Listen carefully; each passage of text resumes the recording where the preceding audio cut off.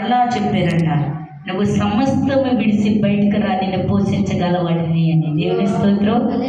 ఒక్క స్కూల్ కూడా పట్టుకెళ్ళకాల కట్టుబట్టలతో వాళ్ళు బయటికి వెళ్ళిపోయారండి. కట్టుబట్టలతో వెళ్తే వాళ్ళ అన్నీ గారు చూసి వారిని మరి చాలా బాధపడి, అయ్యా నువ్వు కట్టుబట్టలతో వచ్చావు కాబట్టి మనకి చాలా పొలాలు ఉన్నాయి, ఆస్తులు ఉన్నాయి, నువ్వు వాటిని పండించుకునైనా సంపాదించి అప్పులు కట్టొచ్చు అంటే అప్పులు కూడా నా దేవుడే తీరుస్తుంది, నాకు అక్కర్లేదన్నాడట. అప్పుడు ఆయన అన్నాడంట, సరే నా ద్వారాగా నేను తోడుకుంటున్నాను కదా, నీకు ఒక 20,000 ఇవ్వాలనుకుంటున్నా అంటే అసలు అది కూడా పట్టుకోవద్దు అన్నారంట ప్రభు. దేవుని స్తోత్రం. హల్లెలూయా. ఈరోజు ఊహించలేని మందిరం కట్టాడండి. అందరూ కూడా అక్కడికి రైతులే వెళ్ళేది. అంటే ఆ కమ్మువారు, కాపులు, వాళ్ళంటి కుటుంబాలు ఊహించలేని మందిరాన్ని దేవుడు ఇచ్చాడు. తన అప్పులన్నీ కూడా నా దేవుడే తీర్చివేశాడు. దేవుని స్తోత్రం. హల్లెలూయా. ఒక్క మాటతో భార్య పిల్లలు కట్టుబట్టలతో బయటకు వచ్చారు. దేవుడు కొన్ని జీవితాల్ని పరిశోధిస్తూ ఉంటాడు. కొన్ని మనం నష్టపోయినా గ్రహించలేము. కొన్ని మార్లు దేవుడు దెబ్బ కొట్టినా మనం గుర్తెరగము. ఈరోజు ప్రియ సహోదరి సహోదరుడా, నీవు పక్కవారికైనా నువ్వు పనిచేస్తూ ఉన్నావా? ప్రతి వారము మందిరానికి వెళ్తున్నావా? ఒక విశ్వాసుడిగా దేవుడు మాటలోచి ఉన్నాడు. నీవు సువార్తని ప్రకటించాలి. దేవుని స్తోత్రం. హల్లెలూయా. ఎందుకంటే చాలామంది అనుకుంటారు ఏమీ లేనోళ్ళే సేవ చేస్తారని. అన్నీ ఉండి కూడా దేవుని మాటికి బయటకు వచ్చాడండి. వారి కుటుంబాన్ని ఆశీర్వదించగలిగాడు. ఈరోజు నీవు నేను కూడా దేవుళ్ళు అంటగట్టి పడి ఉన్నట్లయితే ఆయన మహిమ మన మీద కుమ్మరించగలుగును గాక. ఈ కొద్ది మాటలు ప్రభు దీవించబడుదురు గాక. ప్రార్థన చేసుకుందాం. మిక్కిలి పరిశుద్ధుడా, మహోన్నతుడా, మహోగండ, నీ ఘనమైన నామానికి, విలువైన నామానికి, అతి ఇష్టమైన నామాన్ని బట్టి స్తోత్రాలు ప్రభువా.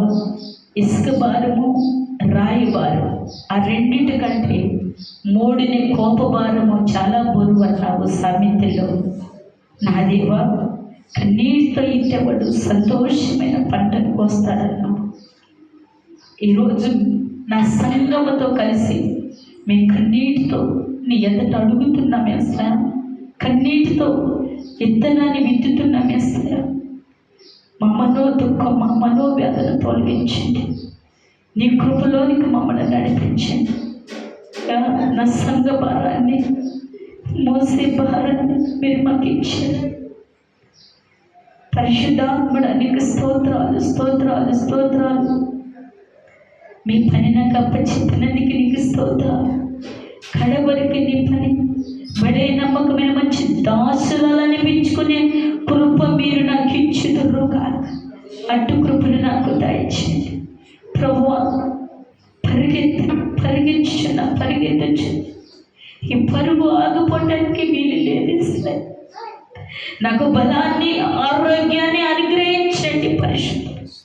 నీ కృపలోనే బలపరచండి పరిశుద్ధుడా. నీకు స్తోత్రం. పరిశుద్ధాత్ముడా, నీకు వందనాలు. కోట్లాది కొలది స్తోత్రాలు ఇస్తాను. నా దేవాతి దేవుడా, నీకు వందనాలు, స్తుతులు, స్తోత్రాలు. భారము కలిగిన, బాధ్యత కలిగిన వ్యక్తులుగా మమ్మల్ని ఏర్పాటు చేసుకోండి.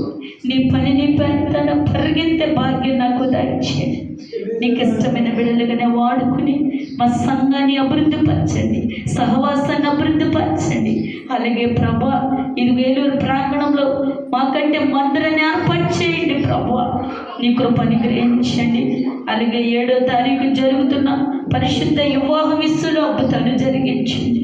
ఇక్కడున్న ప్రతి ఒక్కరితో మీరుండి మాట్లాడి మహిమ తెచ్చుకోమని, మరలా ఆ ప్రాంగణానికి నేను వెళ్ళి నీ వాక్యాన్ని ప్రకటిస్తూ ఉండగా మీరు నాకు తోడుగా ఉండండి.